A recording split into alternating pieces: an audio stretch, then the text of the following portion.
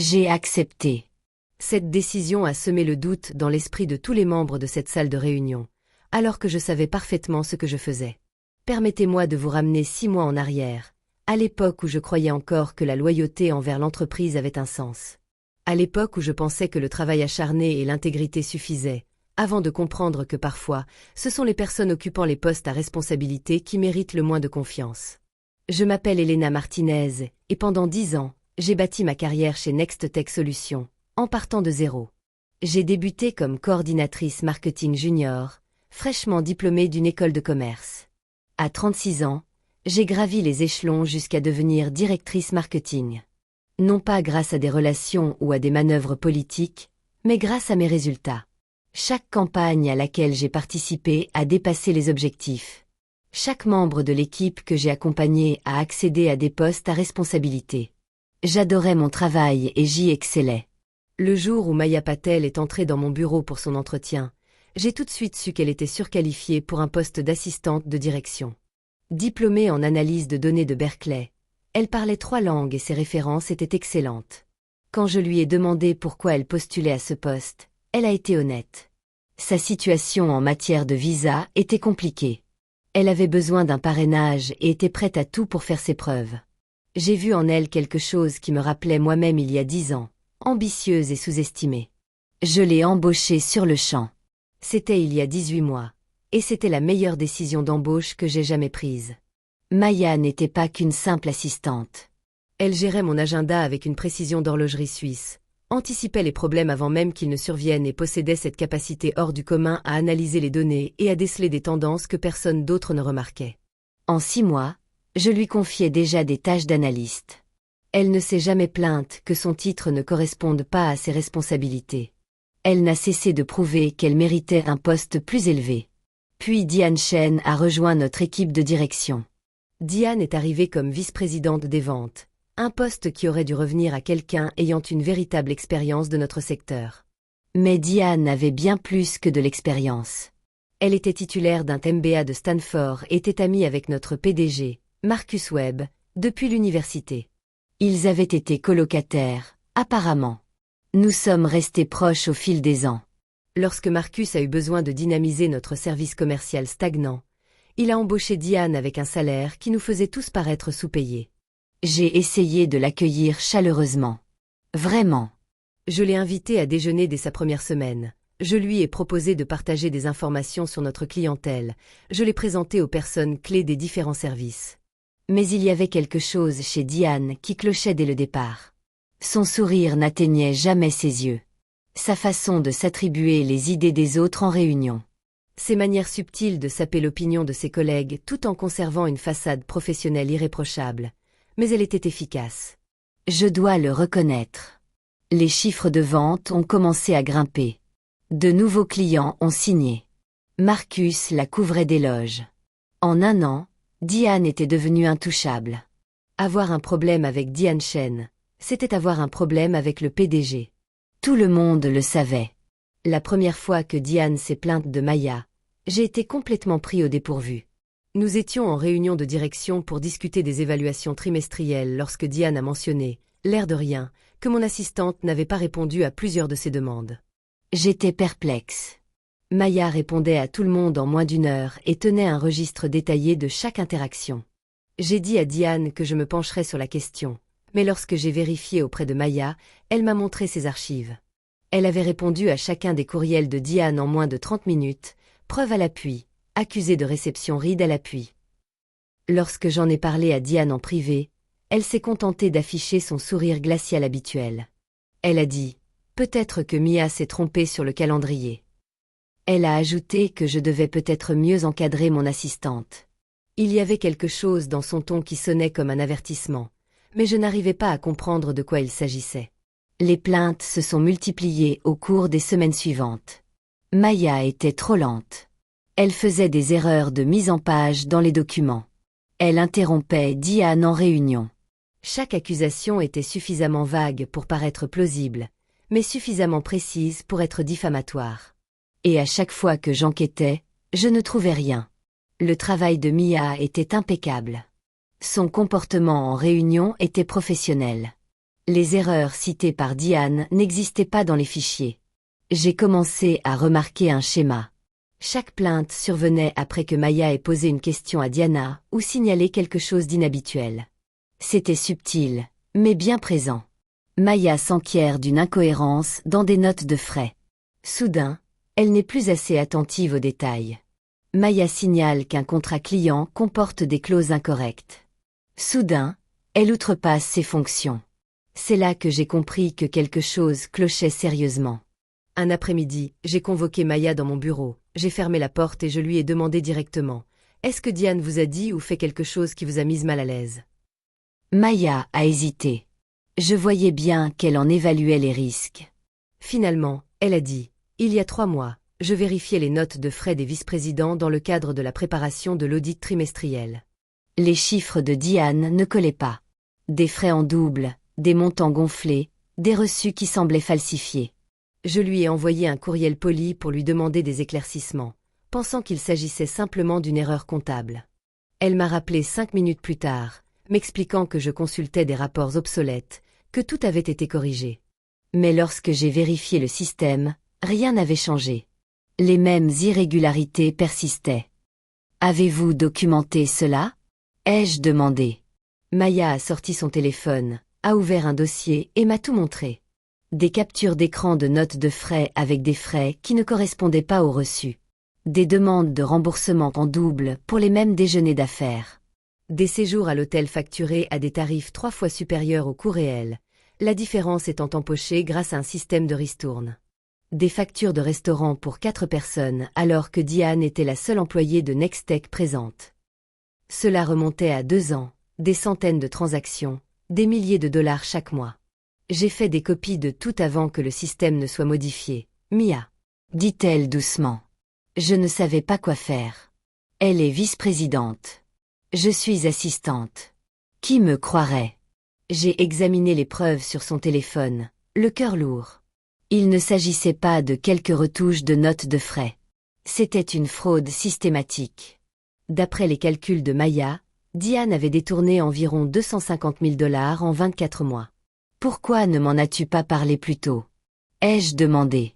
Parce que le mois dernier, quand j'ai essayé d'en reparler, juste à elle, pour lui donner une chance de s'expliquer, elle m'a dit que si je causais des problèmes, elle ferait en sorte que je ne travaille plus jamais dans ce secteur et que ma situation de visa deviendrait soudainement très compliquée.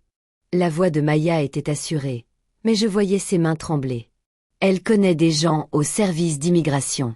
Elle a tenu à ce que je le sache. C'était il y a 3 semaines. Depuis, la pression pour que je licencie Maya est devenue incessante. Diane a cessé d'être subtile. Elle m'a envoyé des courriels officiels documentant les agissements supposés de Maya. Incompétence, plagiat des RH. Elle en a parlé lors des réunions de direction. Elle m'a coincé après une présentation pour me dire que ma loyauté envers une assistante peu performante jetait le discrédit sur mon jugement. Puis vint l'ultimatum. Diane est entrée dans mon bureau un mardi matin, a fermé la porte sans demander et s'est assise en face de mon bureau. « Elena, il faut qu'on parle de ton assistante. » J'ai été patiente, mais ça suffit. Maya doit partir. « C'est une excellente assistante, » ai-je répondu calmement. « Tous les indicateurs le prouvent. » « Tes indicateurs ?» a rétorqué Diane. « Tout le monde n'a pas la même expérience que toi. Plusieurs personnes se sont plaintes. Cite-moi une seule personne à part toi. » Le sourire de Diane s'est durci. Ce n'est pas une négociation. Je te le dis, en tant que collègue responsable qui se soucie de cette entreprise, cette fille est un boulet. Licencie-la d'ici la fin de la semaine, sinon je devrais en parler à Marcus. Et franchement, Elena, tu ne veux pas que je parle de tes compétences managériales à Marcus. Surtout pas quand le budget de ton département sera réexaminé la semaine prochaine. Le trimestre. La menace était là. Elle n'était même plus voilée. Et si je refuse? Demandai-je. Diane se leva, lissa sa jupe de créateur et me regarda avec une pointe de pitié. Alors vous partez toutes les deux. Je restructurerai tout votre service. J'embaucherai quelqu'un qui comprend le sens des responsabilités et le visa de Maya sera annulé pendant la transition. Réfléchissez à ce que vous risquez pour une simple assistante. Vaut-elle vraiment la peine de sacrifier votre carrière? Elle quitta mon bureau et je restai assise là, fixant le mur pendant 20 minutes. J'avais travaillé 10 ans pour en arriver là. 10 ans de semaines de 60 heures, de week-ends sacrifiés, d'événements familiaux manqués. J'avais mérité ce poste, mais j'avais aussi passé 10 ans à croire que faire ce qui était juste comptait. Que l'intégrité n'était pas qu'un mot à la mode sur l'affiche des valeurs de notre entreprise. J'appelai Mia dans mon bureau, je lui racontai tout ce que Diane avait dit. Je lui dis que j'avais un choix à faire et que je devais lui faire comprendre l'enjeu. Maya écouta en silence. Et quand j'ai eu fini, elle a dit « Tu devrais me virer. Je veux dire que ça ne vaut pas la peine de risquer tout ce que tu as construit. Je trouverai une solution. » Mais voilà ce que Maya n'a pas compris. Voilà ce que Diane n'a absolument pas compris. Certains choix n'en sont pas vraiment. Certaines décisions révèlent simplement qui on est vraiment quand les enjeux sont importants. J'ai passé la nuit à examiner chaque preuve rassemblée par Maya. Je les ai recoupées avec la politique de remboursement des frais, j'ai établi une chronologie, j'ai tout documenté de manière à ce que ça résiste à l'examen. Ensuite, j'ai fait quelque chose qui allait soit sauver ma carrière, soit la détruire. J'ai fait des copies de tout et je les ai envoyées à mon adresse mail personnelle, à l'assurance. Le lendemain matin, j'ai demandé une réunion urgente à Marcus, sans passer par son assistante. J'ai indiqué prioritaire. Il m'a appelé 2 heures plus tard. Perplexe. Elena, tout va bien? Diane a mentionné des problèmes de personnel dans ton service. J'ai besoin de discuter de quelque chose de délicat, ai-je dit. En personne? Juste vous et moi. Avant la réunion du conseil d'administration la semaine prochaine, a-t-il accepté? Probablement. Par curiosité plus que par inquiétude. Nous nous sommes rencontrés ce vendredi-là dans son bureau, une fois que tout le monde était parti. J'avais apporté un dossier épais rempli de documents. Je me suis assise en face de lui et j'ai pris le plus grand risque de ma carrière. Marcus, je dois te montrer quelque chose, et j'ai besoin que tu l'examines objectivement, sans tenir compte des personnes impliquées. Je lui ai tout expliqué en détail, chaque note de frais, chaque double facturation, chaque reçu gonflé, chaque système de ristourne.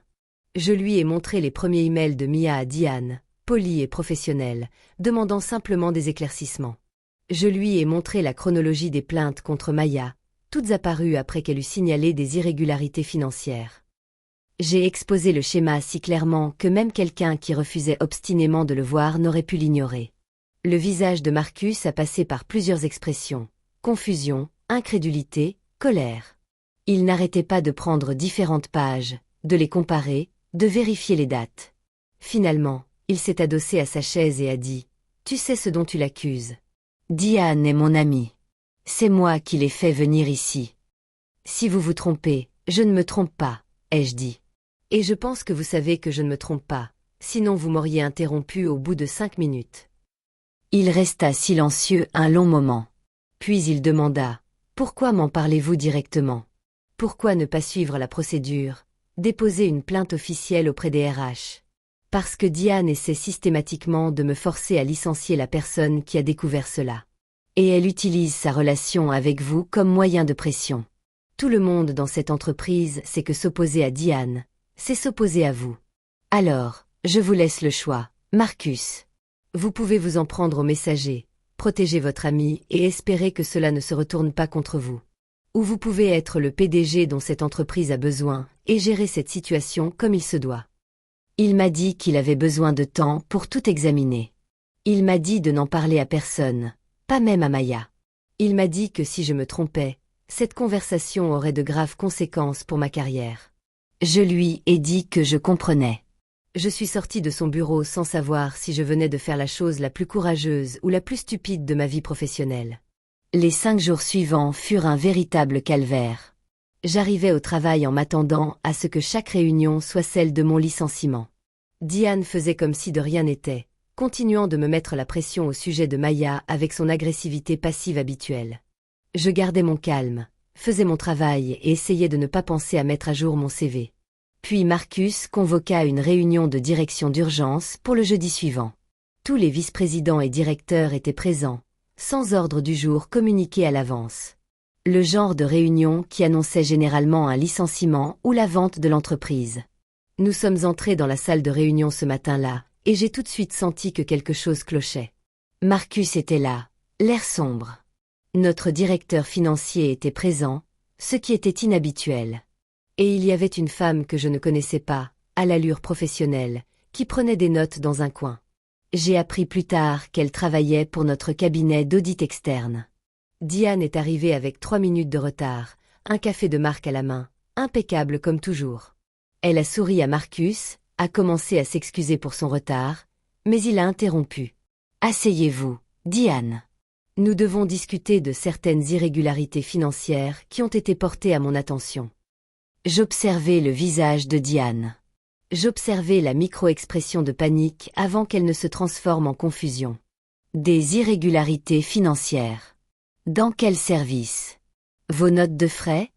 Demanda Marcus d'un ton neutre. 24 mois de demandes qui ne correspondent ni à la politique de l'entreprise ni aux justificatifs. Un silence de mort s'installa. On sentait le choc général. La confusion de Diane fit place à l'indignation. Je suis désolé. Quoi? Mes notes de frais suivent la même procédure d'approbation que celle de tous les autres. S'il y a une erreur, c'est un problème comptable, pas de ma faute. Ce n'est pas une erreur, rétorqua le directeur financier en faisant glisser un dossier sur la table. C'est une fraude systématique, des facturations en double, des reçus gonflés, de faux motifs. Nous avons recensé plus de 247 000 $ de demandes frauduleuses. Diane pâlit, mais se reprit rapidement.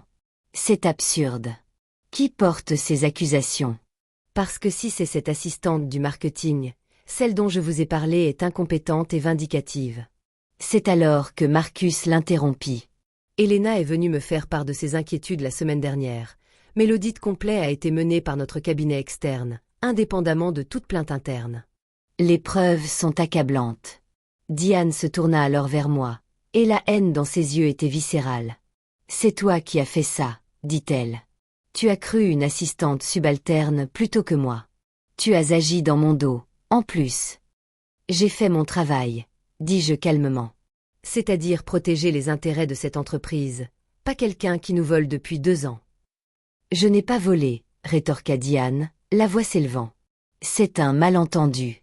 Elena se venge parce que j'ai soulevé des inquiétudes légitimes concernant les performances de son service. Marcus, tu me connais. Nous sommes amis depuis 15 ans. Tu vas croire ça plutôt que notre relation. Marcus la regarda et je vis que c'était sincèrement douloureux pour lui. Je crois aux preuves, Diane. Je crois à l'audit externe. Je crois aux documents. Et je te suspends immédiatement le temps de mener une enquête approfondie. Tu devras rendre ton badge et ton ordinateur portable avant de partir aujourd'hui. Tu ne peux pas être sérieux, dit Diane. Mais elle voyait bien qu'il l'était. Nous le voyons tous. Je mets également fin à ton autorité sur toutes les décisions concernant le personnel, poursuivit Marcus. Et nous coopérerons pleinement avec toute procédure judiciaire découlant de cette enquête. Diane se leva si brusquement que sa chaise bascula en arrière. C'est une erreur. Une énorme erreur. Elena vous a tous manipulés. Elle essaie de me discréditer depuis mon arrivée, car elle se sent menacée par les femmes qui réussissent. Et son assistante est probablement sa complice dans cette histoire. Arrête, dit Marcus d'une voix plus dure que jamais. Arrête, tout simplement. Nous avons tes reçus, Diane. Nous avons les factures en double.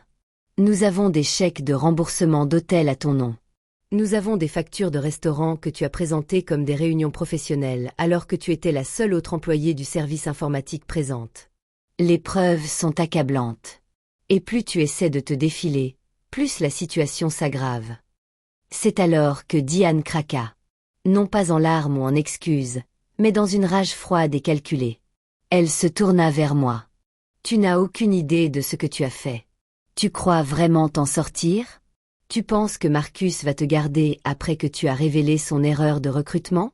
Tu es un boulet maintenant. Elena. Tu m'as fait passer pour un idiot, et par conséquent, tu le fais passer pour un idiot. C'est fini pour toi.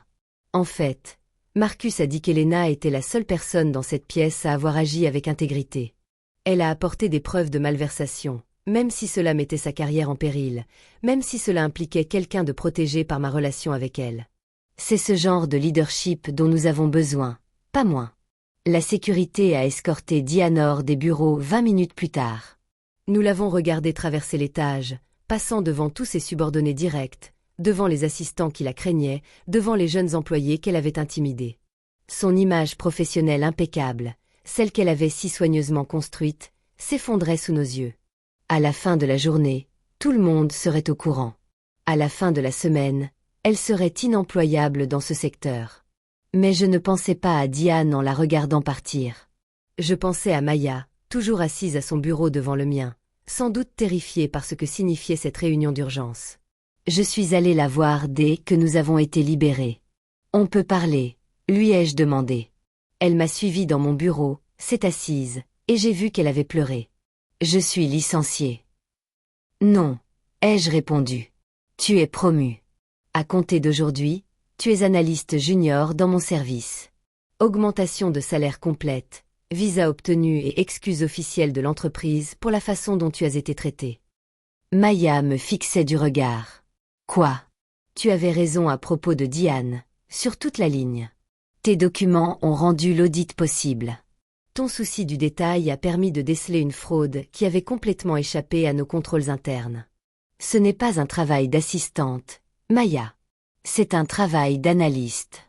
C'est donc ton titre maintenant. » Mais Diane a dit qu'elle était suspendue en attendant son licenciement et d'éventuelles poursuites pénales.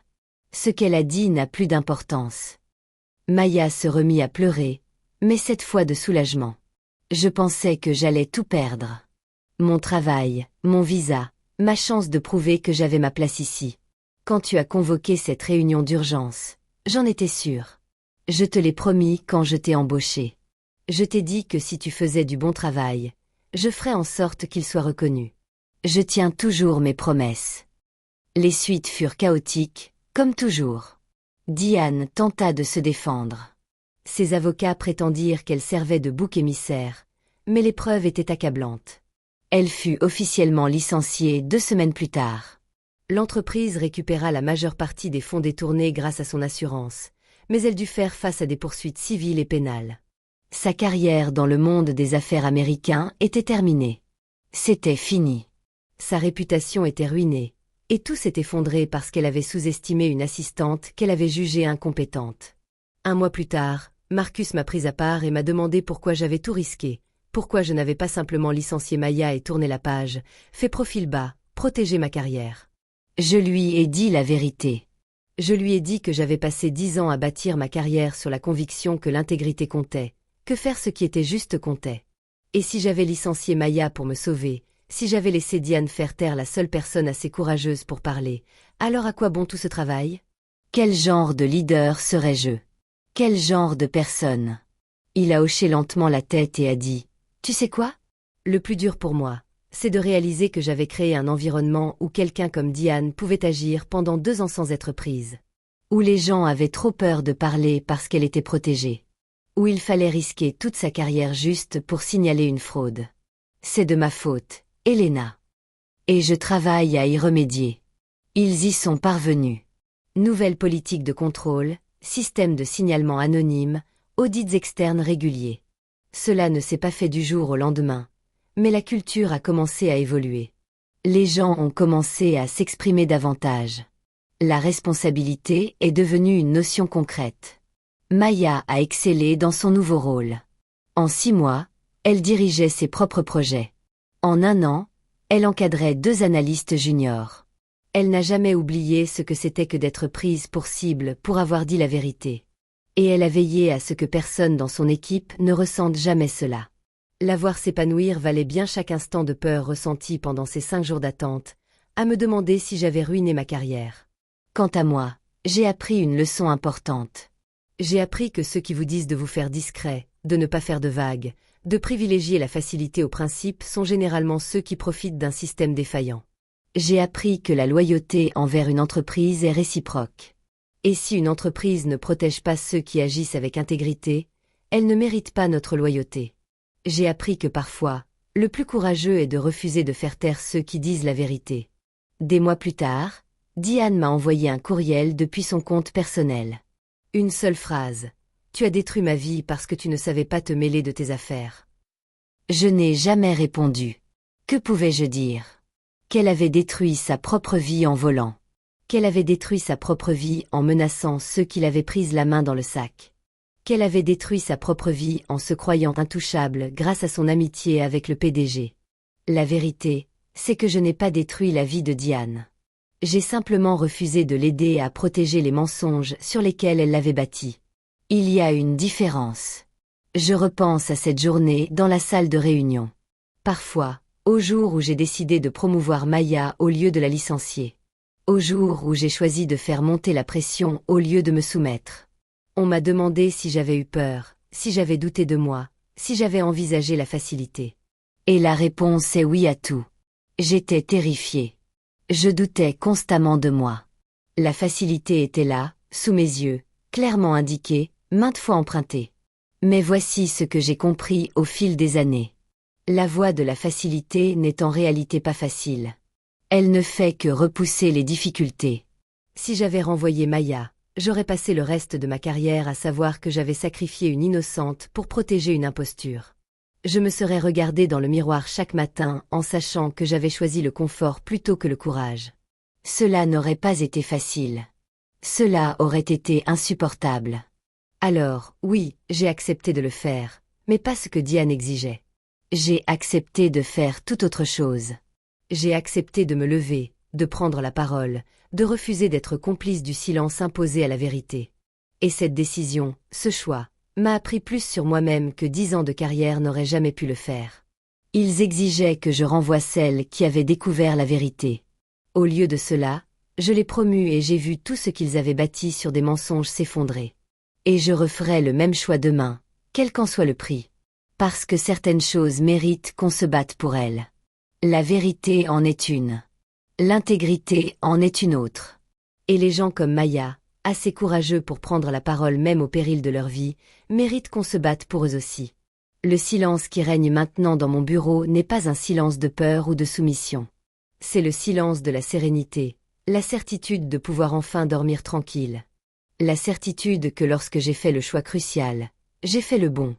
La certitude d'avoir tenu mes promesses, protégé ceux qui en avaient besoin et refusé de laisser le pouvoir et l'intimidation triompher. Et cela vaut bien plus qu'un bureau de direction, qu'un titre, qu'un salaire. Cela vaut tout.